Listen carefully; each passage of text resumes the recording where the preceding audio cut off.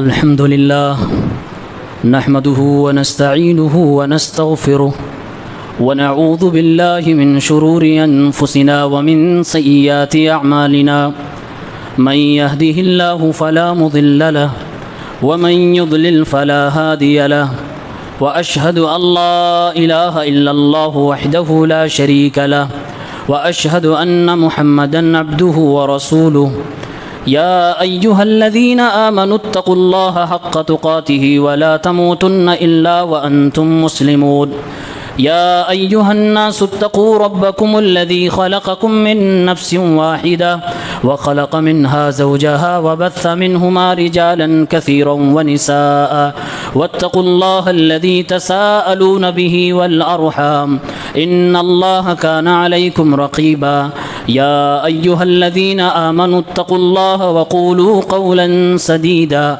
يصلح لكم أعمالكم ويغفر لكم ذنوبكم ومن يطع الله ورسوله فقد فاز فوزا عظيما أما بعد فإن خير الحديث كتاب الله وخير الهدي هدي محمد صلى الله عليه وسلم وشر الأمور محدثاتها وكل محدثة بدعة وكل بدعة ضلالة وكل ضلالة في النار أعوذ بالله من الشيطان الرجيم بسم الله الرحمن الرحيم يا أيها الذين آمنوا استعينوا بالصبر والصلاة إن الله مع الصابرين۔ حاضرین جمعہ، اسلامی بھائیوں، عزیز بچوں، نوجوان ساتھیوں، آپ کے سامنے سورہ بقرہ کی آیت نمبر 153 کی تلاوت ہوئی ہے۔ امام ابن جریر الطبری رحمہ اللہ نے اس آیت کی شان نزول میں امام قتادہ ابن دعامہ کا قول نقل فرمایا ہے کہ جب قبلہ بدل کر کعبہ بنا دیا گیا تو مشرکین مکہ مسلمانوں کا مذاق بنانے لگے، طعنہ دینے لگے، انہیں چڑھانے لگے اور یہ کہنے لگے تھوڑا انتظار کرو، محمد کی گھر واپسی ضرور ہوگی۔ جیسے اس نے مسجد اقصیٰ جو کہ پرانا قبلہ تھا اسے چھوڑ کر خانہ کعبہ کو اپنا قبلہ بنا لیا ہے، اسی طرح سے ایک دن آئے گا کہ محمد کی گھر واپسی ہو جائے گی، یعنی دوبارہ وہ اہل مکہ کے دین پر آ جائے گا۔ یہ جملے، یہ طعنے ایک ایسے دور میں دیے جا رہے تھے جس دور میں مسلمانوں کو بڑی پریشانیوں سے گزرنا پڑ رہا تھا، حالات بہت نازک تھے، پریشانیاں تابڑ توڑ آ رہی تھی، ہر شخص آزمائش میں مبتلا تھا، اندر کی آزمائش، باہر کی آزمائش، ہر طرح کے امتحان سے ہر بندہ اپنے ایمان کی وجہ سے گزر رہا تھا۔ ایسے موقع پہ اللہ تبارک و تعالیٰ نے مسلمانوں کو ان مصیبتوں سے نکلنے کا راستہ بیان کیا اور قرآن کی اس آیت کو نازل فرمایا، یا ایھا الذین آمنوا استعینوا بالصبر والصلاۃ، اے ایمان والو، تمہارے ایمان کا تقاضا ہے کہ تم نماز اور اپنے صبر کے ذریعے سے اللہ کی مدد طلب کرو۔ ان اللہ مع الصابرین، اللہ صبر کرنے والوں کے ساتھ ہے۔ انتہائی زیادہ مشکل گھڑی میں آیت نازل ہوئی تھی، اللہ نے حل کیا بتایا؟ جڑو اپنے اللہ سے، صبر اور نماز کے ذریعے سے مدد طلب کرو، اور یہ حل اس وقت کے لیے سب سے بہترین حل تھا۔ حالات جب جیسے ہوئے اللہ تعالیٰ نے حل بتایا ہے، الگ الگ طریقے سے مسلمانوں کو پیش قدمی کرنے کی تعلیم دی ہے، لیکن مکے کی زندگی میں جو حالات تھے اس کے حساب سے یہ حل اللہ کی طرف سے سب سے بہترین حل تھا۔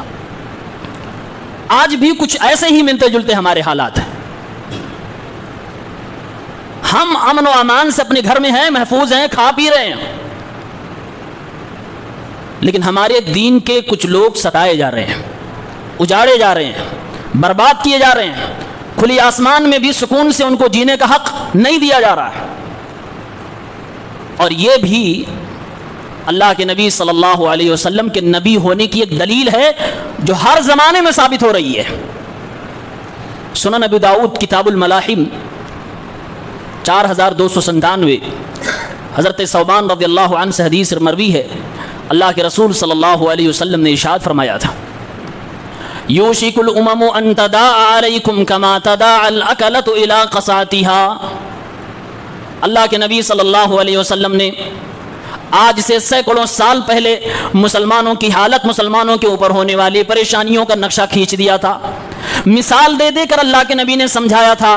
آپ نے ارشاد فرمایا، اے مسلمانوں، تمہارے پاس اتنی قیمتی چیز موجود ہے، ایمان و اسلام وہ آسمانی تحفہ ہے، وہ اللہ رب العالمین کا دیا ہوا قیمتی شے ہے، جس کو لوٹنے کے لیے، جس کو چھیننے کے لیے ساری دنیا تم پہ ٹوٹ پڑے گی، اور وہ دن قریب نہ ہے، وہ دن دور نہیں ہے۔ یوشک الامم ان تداعى علیکم، دنیا کی ساری باطل قوتیں، ساری باطل طاقتیں، سارے کافر مل کر تم پر ٹوٹ پڑیں گے اور تم پر حملہ کریں گے۔ صرف باری باری حملہ نہیں کریں گے، سب پلاننگ کے تحت مل جل کر ایک پلیٹ فارم پر ہو کر تمہیں برباد کرنے کی کوشش کریں گے۔ اللہ کے نبی مثال دے رہے ہیں، جیسے کہ ایک دسترخوان لگا دیا جائے، دسترخوان پہ کوئی قیمتی چیز، کوئی اچھی غذا رکھ دی جائے، کوئی بہترین کھانا رکھ دیا جائے، اور پھر سارے کے سارے بھوکے لوگوں کو وہاں پر بلا دیا جائے۔ دسترخوان پہ جو لگا ہوا کھانا ہے وہ بہت کثیر تعداد میں ہے، بہت اچھی غذا موجود ہے، اور سامنے کھانے والے لوگ سارے کے سارے بھوکے موجود ہیں۔ اللہ کے نبی فرماتے ہیں، جیسے لوگ ایک دوسرے کو بلاتے ہیں، آؤ چلو کھاتے ہیں، آؤ چلو اپنی بھوک مٹاتے ہیں، جس طریقے سے لوگ دسترخوان پر ایک دوسرے کو بلا بلا کر مل جل کر کھاتے ہیں اور اپنی بھوک مٹاتے ہیں، اے مسلمانوں، ایک دن آئے گا، وہ دن قریب ہے، دور نہیں ہے، کہ ساری دنیا کے لوگ آپس میں ایک دوسرے کو بلا بلا کر اکٹھا کر کر کے تمہارے اوپر تابڑتوڑ حملے کریں گے، اور تم کو جو زیادہ ستائے گا وہ فخر سے لوگوں کے درمیان بیان بھی کرے گا، ہم نے مسلمانوں کو اتنا پریشان کر دیا، لوگ اس کو واہ واہی سے یاد کریں گے، لوگ اس کو انکریج کریں گے، لوگ اس کو ہاتھوں ہاتھ لے لیں گے۔ اللہ کے نبی نے مثال دیا کہ یوشک الامم ان تداعى علیکم، ایک دن آئے گا ساری امتیں تم پر ٹوٹ پڑیں گی۔ کھانے کے وقت ہم بلاتے ہیں نا، آؤ چلو کھاتے ہیں، ایسے لوگ بلائیں گے، آؤ چلو انہیں مارتے ہیں، آؤ چلو انہیں لوٹتے ہیں، آؤ چلو ان کے گھروں کو توڑتے ہیں، بلا بلا کر مل جل کر پوری یونٹی کے ساتھ مسلمانوں کو ٹارگٹ کیا جائے گا۔ اور یہ نبی علیہ الصلوۃ والسلام کی زبان سے سینکڑوں سال پہلے وارد ہوا تھا، اور آج ایسا ہو رہا ہے۔ مطلب یہ ہے کہ ہمارے رسول صلی اللہ علیہ وسلم نے جو باتیں کہی تھیں یقیناً صحیح تھیں، وہ اللہ کی طرف سے تھیں، اس میں شک کرنے کی کوئی گنجائش نہیں۔ آپ نے جب یہ ارشاد فرمایا، ایک صحابی کھڑے ہوئے، اب ظاہر سی بات ہے ایسے وقت میں اللہ کے نبی فرما رہے ہیں جملے جس وقت میں مسلمان طاقت میں تھے، جس وقت ہمارے نبی صلی اللہ علیہ وسلم اور آپ کے سارے صحابہ معمون تھے، سوچا بھی نہیں جا سکتا تھا کہ ایسا بھی وقت آئے گا۔ ظاہر سی بات ہے سوال کیا ہو سکتا تھا، اے اللہ کے نبی یہ برا دن جب آئے گا تو کیا ہم تعداد میں کم ہوں گے؟ اللہ کے نبی سے سوال یہی ہوا، اے اللہ کے نبی کیا اس دن ہماری تعداد کم ہو جائے گی جس کی وجہ سے ہماری یہ حالت بن جائے گی؟ اللہ کے نبی نے فرمایا، بل انتم کثیر، تعداد کی بات نہیں ہے، تم تعداد میں بہت زیادہ ہوگے۔ آج دنیا میں ہر چوتھا اور تیسرا آدمی مسلمان ہے، اربوں کی تعداد میں دنیا کے اندر مسلمان موجود ہیں، 7 ارب سے اوپر دنیا کی آبادی ہے جس میں 3 ارب سے زائد مسلمان دنیا کے اندر موجود ہیں، تعداد میں کوئی کمی نہیں، لیکن اس کے باوجود دنیا کے اندر مسلمان ستائے جا رہے ہیں۔ اللہ کے نبی نے اسی بات کو ارشاد فرمایا، بل انتم کثیر، تم تعداد میں بہت زیادہ ہوگے، ولکنکم غثاء کغثاء السیل، لیکن تم لوگ تعداد میں زیادہ ہونے کے باوجود اپنا وقار کھو چکے ہوگے، اپنا روب و دبدبا کھو چکے ہوگے، تمہاری کوئی حیثیت باقی نہ رہے گی، تم بزدل ہو جاؤ گے، کمزور ہو جاؤ گے، تمہارے نس نس کے اندر ڈر سمایا ہوا ہوگا، تمہارے اندر کسی بھی چیز کی قابلیت موجود نہیں ہوگی۔ اللہ کے نبی نے فرمایا، جیسے سمندر کے پانی کے اوپر جھاگ اور کچڑے اور اسی طرح سے ہلکی پھلکی چیزیں ریتتی اور تیرتی رہتی ہیں، ایسے ہی تم دنیا میں ہوگے، نظر تو ٹوپیوں میں داڑھیوں میں آؤ گے، نام تمہارے مسلمان ہوں گے، لسٹ میں تمہارا مسلمانوں کی تعداد اچھی خاصی محمد احمد نظر آئے گا، لیکن تمہاری حیثیت کچھ نہ ہوگی، اصلی مسلمان تو بہت کم تعداد میں ہوں گے۔ صحابہ نے کہا، اللہ کے نبی جب تعداد بھی اچھی خاصی پھر معاملہ کیا ہوگا؟ اللہ کے نبی صلی اللہ علیہ وسلم نے 2 باتیں ارشاد فرمائی، وَلَا يَنزِعَنَّ اللَّهُ فِي صُدُورِ مِن صُدُورِ عَدُوِّكُمُ الْمَهَابَةَ مِنْكُمْ، اے میرے صحابہ کرام، آج اللہ تعالیٰ نے مسلمانوں کو جو رتبہ، جو مقام، جو روب و دبدبہ عطا فرمایا، نبی کے زمانے میں مسلمانوں کا اتنا دبدبہ تھا، مسلمان 1 مہینے کی دوری پہ ہوتا تھا، دشمن اپنے گھر میں چھپ جایا کرتا تھا۔ اللہ کے نبی نے فرمایا یہ جو تمہاری خوبی ہے، جو تمہاری قابلیت ہے کہ لوگوں کے دلوں میں تمہارا ڈر سمایا ہوا ہے، وہ ڈر ختم ہو جائے گا، لوگ تم سے ڈرنا بند کر دیں گے، لوگ تم سے نفرت کرنے لگیں گے، لوگ تم سے بھاگنے لگیں گے، تمہارے دشمنوں کے سینوں سے تمہارا رعب و دبدبہ نکال دیا جائے گا۔ کیوں نکال دیا جائے گا؟ ہماری اور آپ کی، ہر انسان کی پرسنالٹی کی ایک ہیبت ہوتی، ایک ادب ہوتا ہے، ایک وقار ہوتا ہے۔ وہ وقار، وہ ادب، وہ رعب و دبدبہ کب کم ہو جاتا ہے یا کب ختم ہو جاتا ہے؟ اس کی وجہ اللہ کے نبی نے اگلے جملے میں ارشاد فرمایا وَلَا يَقْذِفَنَّ اللَّهُ فِي قُلُوبِكُمُ الْوَهْنَ، یہ یوں ہی ختم نہیں ہوگا، تمہارے دلوں میں کمزوری، بزدلی، نامردی، ڈرپوکی، یہ ساری کی ساری چیزیں ڈال دی جائیں گی، مار دی جائیں گی، تھوک کے حساب سے تمہارے اندر پایا جائے گا۔ اور جب کوئی قوم بزدل ہوتی ہے، کمزور ہوتی ہے، چاہے وہ ایجوکیشن کے حساب سے ہو یا وہ دنیا کی تعلیم میں ہو، آخرت کی تعلیم میں ہو، جسم کے اعتبار سے ہو، ایمان کے اعتبار سے ہو، اخلاق کے اعتبار سے ہو، جب کوئی بھی قوم کمزور ہوتی ہے تو اپنا وقار وہ وہیں پر کھو چکی ہوتی ہے۔ جس کی جو پہچان ہو، اپنی اس پہچان کو برقرار رکھنے میں ہی اس کا وقار باقی رہتا ہے۔ مسلمانوں کی پہچان یہ نہیں تھی کہ وہ چندی چوری کرے، وہ جھوٹ بولے، مکاری کرے، عیاری کرے۔ مسلمانوں کی پہچان اخلاق تھی، مسلمانوں کی پہچان بہادری تھی، مسلمانوں کی پہچان تھی سر کٹ جائے جھوٹ نہیں بول سکتے۔ جب ہم نے اپنی پہچان کو چھوڑا، اللہ تعالیٰ نے ہماری مدد کو بھی کرنا بند کر دیا۔ صحابہ نے پوچھا اللہ کے نبی یہ کمزوری آئے گی کیسے دل میں؟ یہ بھی ذرا بتا دیجیے، اسباب کیا ہوں گے؟ آپ نے 2 سبب کی طرف اشارہ فرمایا حب الدنیا و کراہیت الموت، دنیا کی محبت جب دلوں میں بیٹھ جاتی ہے اور موت سے انسان ڈرنے لگتا ہے تو وہ انسان ہر حال میں بزدل بن ہی جائے گا، کیونکہ دنیا کو بچانے کے لیے وہ کمپرومائز کرے گا، اپنی دنیا کی حفاظت کے لیے ہر جگہ پہ وہ اپنے دوسروں سے سمجھوتا کرنے کی کوشش کرے گا۔ اور جس کو موت سے ڈر لگنے لگے، موت سے نفرت ہونے لگے، اپنے اللہ سے ملنے کی چاہت و تمنا اس کے دل میں باقی نہ رہ جائے، وہ کسی بھی رسک کو، کسی بھی پریشانی کو مول نہیں لینا چاہے گا۔ یہ اللہ کے نبی نے ارشاد فرمایا۔ جو آپ نے کہا تھا آج ہو بہو وہی نقشہ ہمارے سامنے ہے۔ ایسا لگتا ہے پیارے نبی صلی اللہ علیہ وسلم نے ہم سب کو دیکھا ہو اور دیکھ کے ہماری اس کنڈیشن، ہماری اس حالت کے اوپر تبصرہ فرمایا ہو، کوئی کمنٹمنٹ پاس کیا ہو۔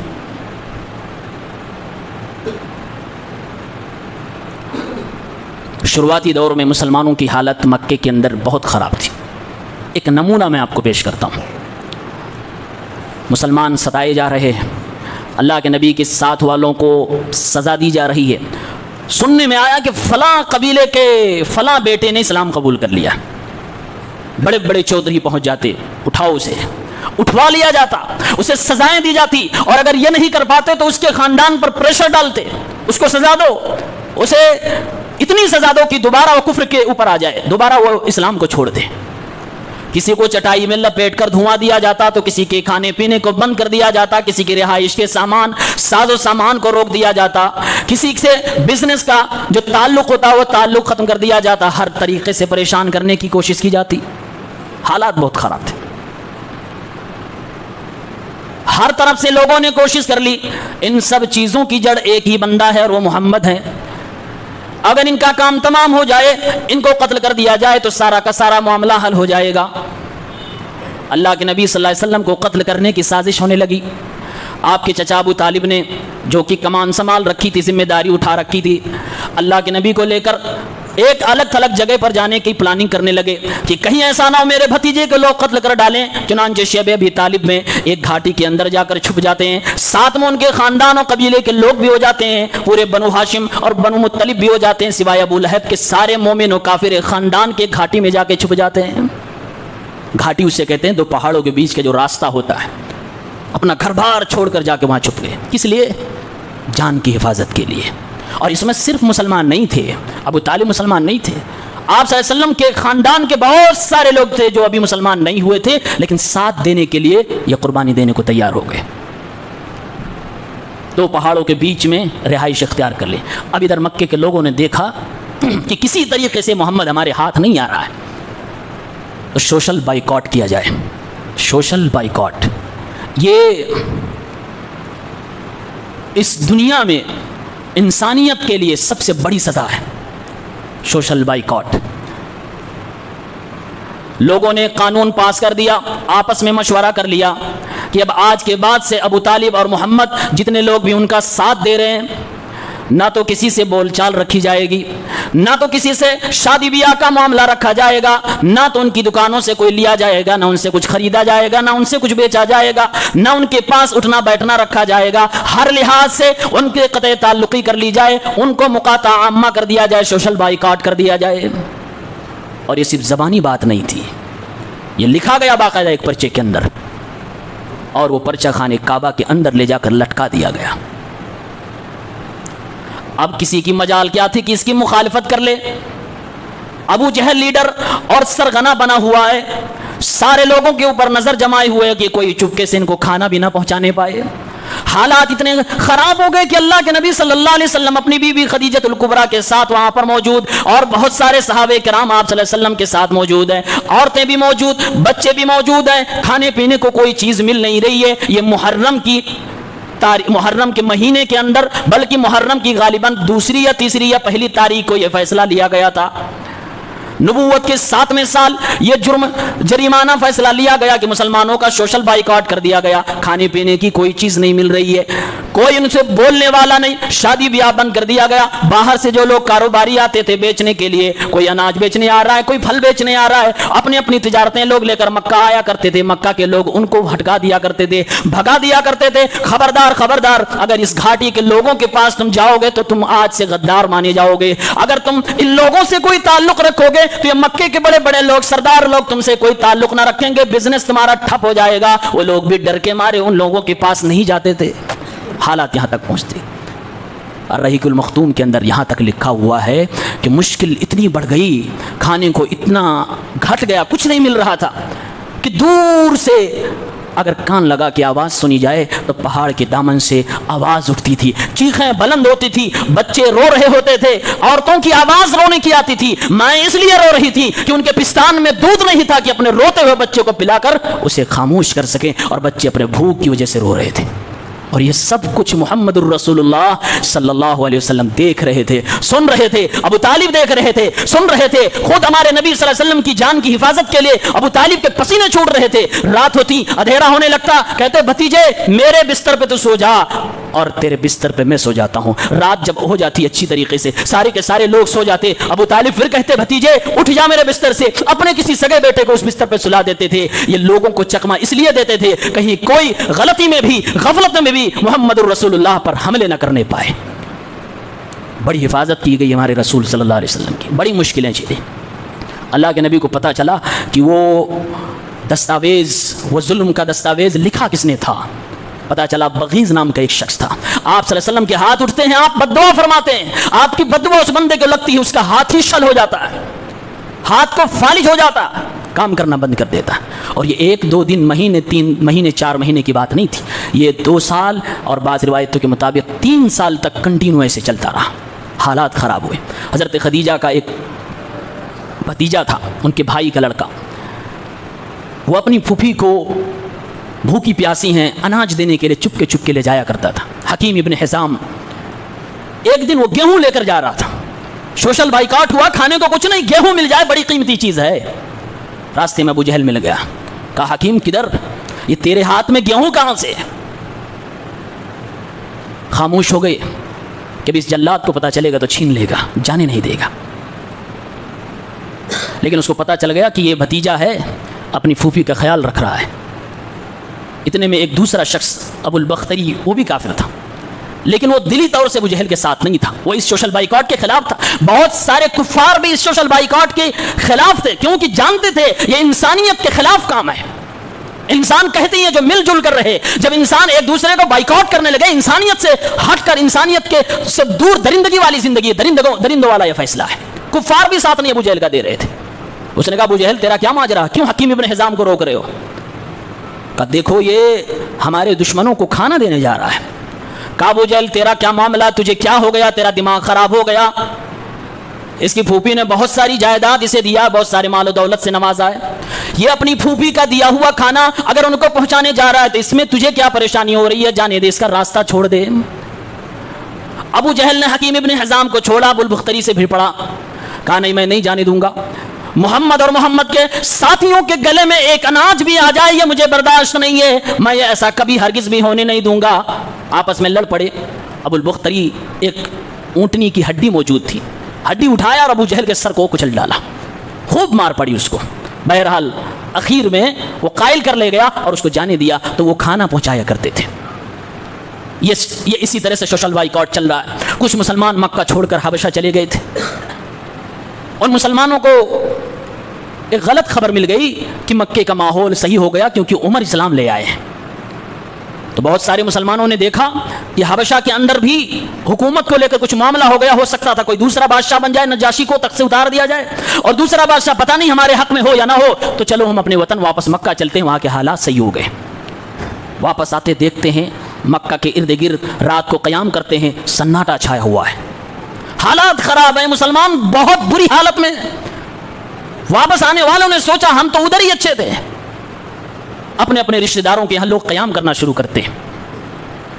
عثمان ابن مظعون رضی اللہ عنہ ایک صحابی ہے، یہ حبشہ سے واپس آتے ہیں۔ ولید ابن مغیرہ ان کا چچا زاد بھائی تھا،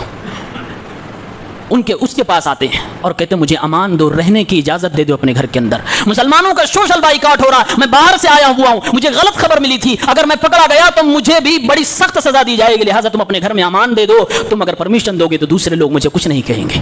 کہا ٹھیک ہے تم رہو۔ کچھ دن حضرت عثمان ابن مظعون رہنے لگے، لیکن اندر سے ان کو ایک غم کھایا جا رہا تھا کہ میرا نبی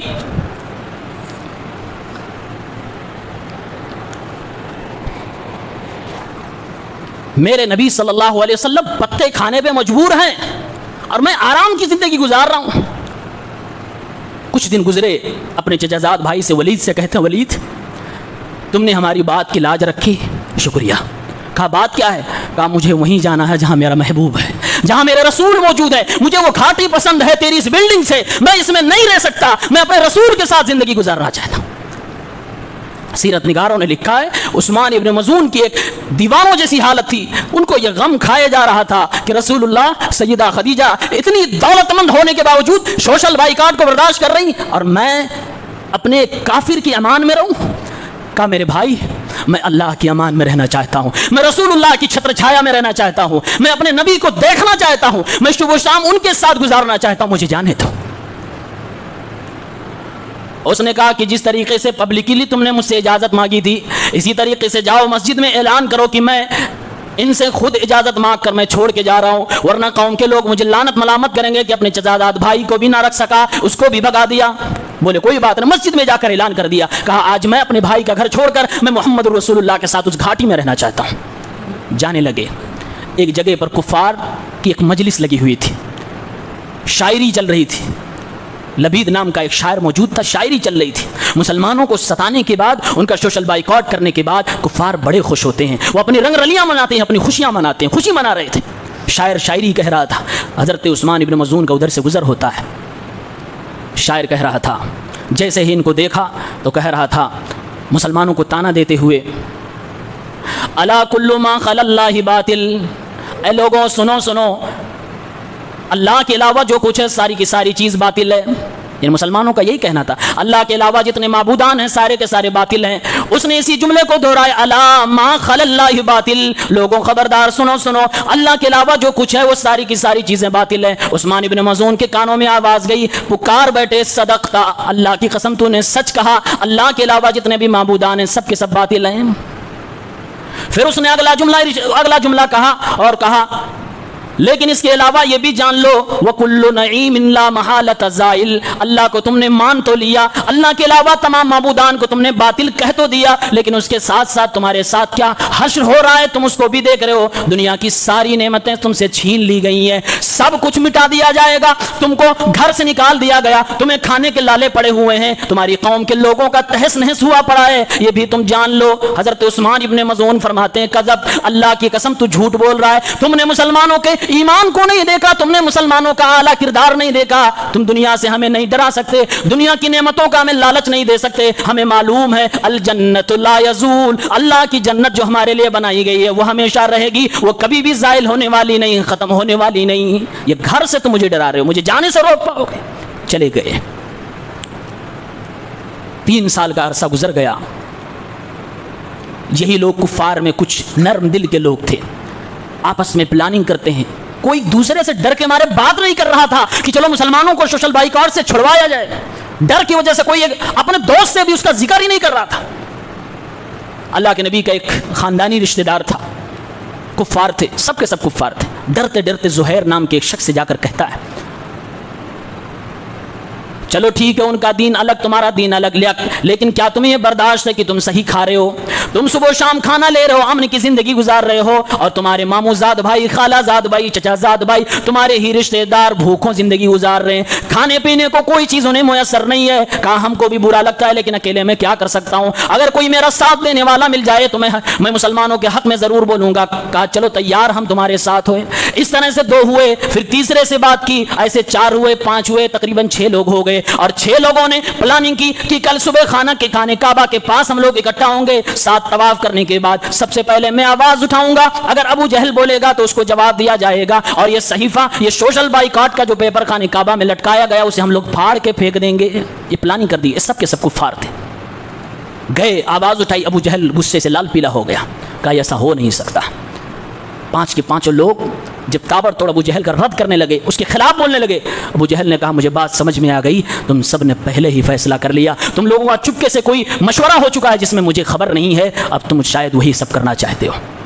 اسی مسجد میں ابو طالب کنارے بیٹھے ہوئے تھے, وہ گھاٹی سے نکل کر آئے تھے, بیٹھے ہوئے تھے کنارے, سارا ماجرا دیکھ رہے تھے. ابو جہل ان کو بوڑھا بوڑھا کہا کرتا تھا. کہا تم اس بوڑھے کے اوپر بہت رحم کر رہے ہو, میری بس چلے تو میں اسے ختم کر دوں, یہی اس محمد کو بچاتا پھرتا ہے. ابو طالب کس لیے آئے تھے پتہ ہے؟ کیونکہ ہمارے نبی صلی اللہ علیہ وسلم کو اللہ نے وحی سے خبر کر دیا تھا محمد الرسول اللہ خانہ کعبہ میں لٹکا ہوا سوشل بائیکاٹ کا پیپر اللہ کی ایک چھوٹی سی مخلوق دیمک نے کھا کر چاٹ کر ختم کر دیا ہے. اور یہ ایک معجزہ تھا رسول اللہ صلی اللہ علیہ وسلم کا. آپ نے ابو طالب کو بتایا, ابو طالب آئے تھے دیکھنے کے لیے کہ کیا سچ میں میرے بھتیجے نے جو کہا وہ بات صحیح ہے. بیٹھے تھے, سارا منظر دیکھ رہے ہیں, ماحول کریٹ ہو رہا ہے, جو محمد رسول اللہ نے بات کہی ہے حالات بن رہے ہیں. آپس میں کفار تھوڑے سے لڑے, اس کے بعد وہ صحیفہ نکالا گیا, خانہ کعبہ کا دروازہ کھولا گیا, تو کھولنے کے بعد پتہ لگا اس میں ایک بھی حرف نہیں, سارے کے سارے غائب, صرف جو اللہ کا نام لکھا تھا وہی باقی بچا تھا. ابو طالب نے کہا او مکے کے کفار, میرے بھتیجے نے کل ہی مجھے اس کے بارے میں بتا دیا تھا, اور میرے بھتیجے نے جو کہا تھا میں اسے دیکھنے کے لیے آیا تھا, اور اس کی بات تو سچ ثابت ہوئی ہے. اس کے بعد سارے کفار مجبور ہو گئے کہ محمد کو اب چھوڑ دیا جائے. سوشل بائیکاٹ 3 سال کے بعد ختم ہوتا ہے. اللہ نے قرآن میں سورہ قمر کی آیت نمبر 2 میں فرمایا ہے وَإِن يَرَوْا آيَةً يُعْرِضُوا وَيَقُولُونَ سِحْرٌ مُسْتَمِرٌ. جب کفار کے دل پہ مہر لگ جاتی ہے, اپنی آنکھ سے اگر یہ معجزہ دیکھ لے, ایک نہیں سینکڑوں معجزہ دیکھ لے, تو وہ بھاگے گا اور کفر میں مضبوط ہوگا اور کہے گا یہ تو جادوگر تھا, جادو کر کے چلا گیا. مانے گا نہیں. ان لوگوں نے کھلی آنکھوں سے دیکھا کہ ہم نے اپنے ہاتھ سے لکھا تھا, وہ سب کا سب غائب ہو چکا ہے, صرف اللہ کا نام باقی ہے, اس کے باوجود کسی نے بھی ایمان نہیں قبول کیا. 3 سالہ اس زندگی میں آپ تصور نہیں کر سکتے میرے نبی نے اور آپ کے ساتھیوں نے کس قدر برداشت کیا ہوگا. صبر کا کون سا پیمانہ رہا ہوگا جس سے ماپا جائے مسلمانوں کے صبر کو. کوئی دنیا میں وہ پیمانہ نہیں بنا جس سے آپ کہہ سکتے ہو کہ مسلمانوں کا جو یہ پریشانی برداشت کر کے گئے اور 3 سال کی زندگی گزاری, ان کا صبر اتنا رہا ہوگا. کوئی مثال آپ کو نہیں ملے گی. ان سب کے باوجود جب حج کا موسم آتا تھا, میرے نبی خود اپنے پیدل نکلتے تھے اور خانہ کعبہ کے پاس آتے تھے, اپنے کچھ ساتھیوں کو لاتے تھے. یہ لوگ کوئی بول نہیں رہے, کوئی بات چیت نہیں کر رہے. میرے رسول فرماتے ہیں مجھ سے کوئی نہیں بولتا چلے گا, مجھ سے کوئی نہیں میرے ساتھ بیٹھتا چلے گا. یہ جو باہر سے لوگ بزنس کے لیے مکہ آ رہے ہیں, میں چاہتا ہوں ان تک اسلام کا پیغام پہنچا دوں. اللہ کے نبی 3 سال تک چپ چاپ نہ بیٹھے, بھوکے پیاسے رہ کر جو بھی ملا وہ کچا پکا کھا کر بھی آپ نے دعوت کا کام مسلسل جاری رکھا, آپ نے کبھی بھی بند نہیں کیا.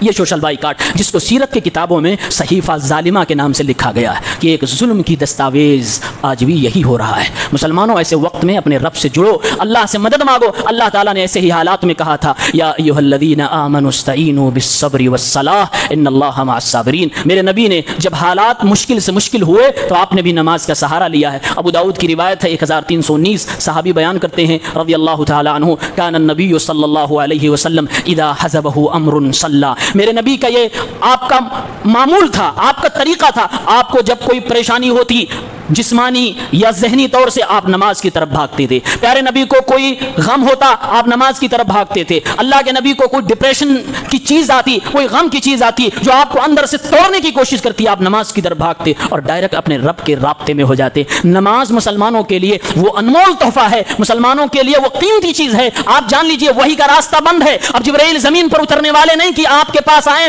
और आपके पास अल्लाह का पैगाम पहुंचाए और आपकी बात अल्लाह तक पहुंचाए। आपको अल्लाह से डायरेक्ट कोई खबर मिलने वाली नहीं। एक ही चीज आपको बाकी बची है जो अल्लाह तबारक व तआला ने अपने नबी को आसमानों पर मेराज में बुला कर दिया था। ऐ मेरे नबी अपनी उम्मत को दे देना, तेरे उम्मती जब भी परेशान हो, जब भी गम उन्हें लाहिक हो, जब भी उनके ऊपर जुल्म का कोड़ा बरसने लगे, जब भी दुनिया उनको लाचार समझने लगे, तो वो दिल को मजबूत करे, रात के अंधेरे में पुकारे मुझे, जरिया नमाज होगा। नमाज के जरिए से मैं उनके कनेक्शन में आऊंगा, मैं उनके राब्ते में आऊंगा। नमाज अल्लाह और बंदे के दरमियान राब्ते का वसीला है। हमने उस वसीले को छोड़ दिया है। हमारा राब्ता अपने रब से सिवाय नमाज के अब किसी जरिए से नहीं हो सकता। इसलिए मुसलमानों नमाज को लाजिम पकड़ो। हमने नमाज को मामूली समझा है। मेरे नबी ने बद्र में भी नमाज पढ़ी थी। 313 के सामने से 1000 था, कोई हैसियत नहीं थी। उधर हथियार था, इधर सिर्फ हाथ पैर थे, कोई हैसियत नहीं थी। फिर भी मेरे नबी नमाज में सजदे में पड़े थे। अबू बकर सिद्दीक ने आपको पीछे से उठाया था। ऐ नबी कितनी देर तक आप नमाज पढ़ेंगे? आपकी जबान से दुआ निकली, अल्लाहुम्मा इन तहलिक हादिहिल इसाबा लन तुअबद फिल अर्दि अबदा। ऐ अल्लाह अगर ये 313 आज मार दिए गए तो इस जमीन पर कोई तेरी इबादत क़यामत तक करने वाला नहीं होगा। नमाज का सहारा लिया, आपका शेवा था,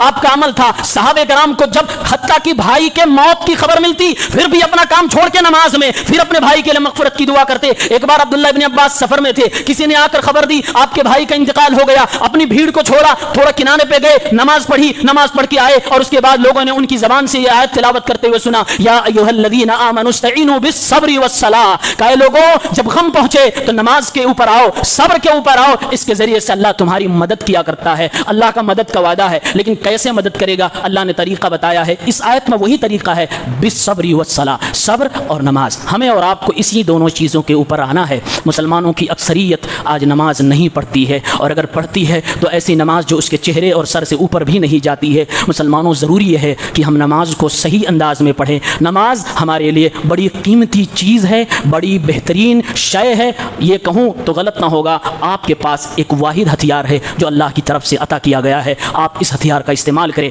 नमाज पढ़ें। कोई आपको सरकार की तरफ से भी पाबंदी नहीं। रात की तारीकी में अपने घर में उठे, तहज्जुद पढ़ें, अल्लाह के लिए अपनी आंखों से आंसू निकालें, अपने गुनाहों से तौबा करें, कौम व मिल्लत के लिए मांगें और 5 वक्त नमाजों का अहतमाम करें। अल्लाह ज़रूर सुनेगा। अल्लाह तबारक व तआला के हवाले से मेरे नबी ने फरमाया था, ऐ मेरी उम्मत के लोगों, तुम किसी गूंगे बहरे रब के बंदे नहीं हो। तुम्हारा रब गूंगा भी नहीं है, बहरा भी नहीं है, वो सुनता है, करीब भी है, सब कुछ जानता है, लेकिन तुम्हारे मांगने में, तुम्हारे सवाल करने में कमी है। अल्लाह से दुआ है परवरदिगार हम सबको तौफीक दे कि अपने अल्लाह से मुखलिस होकर दुआ करें। इलाही आलमीन ने जो तरीक़ा हमें बताया है उस तरीक़े पे चलकर हम अल्लाह से मदद तलब करें। अल्लाह रब्बुल आलमीन हमारी मदद फरमा, हमारे हालात को बेहतर फरमा, हमारे दीनी व ईमानी भाइयों की जान और माल, उनके घर बाल बच्चों की हिफाजत फरमा। आमीन या रब्बल आलमीन।